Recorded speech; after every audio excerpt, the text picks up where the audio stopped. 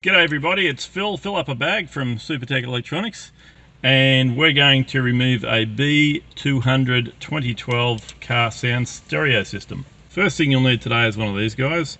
It's a tool you can get online, necessary, we'll show you where that goes later. One pair of nose pliers, a T20 screwdriver, and one or two plastic spudges.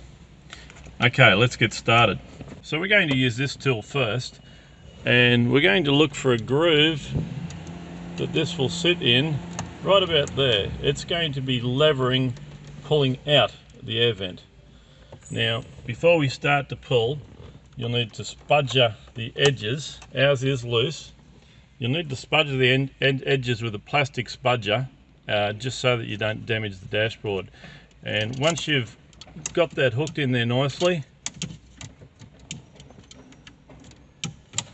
and you've spudgered the edges out, that will come out. So you can see from the picture there, that's what you're trying to do, using that as a leverage point to pull it out against these nasty springs. And we're going to do the same with that one on this side. Leave the middle one, that doesn't need to come out. So now that we've got this one coming out and we've spudged it, it will come out as a whole. Okay, now that is going to expose two screws, one there and one there for your T20.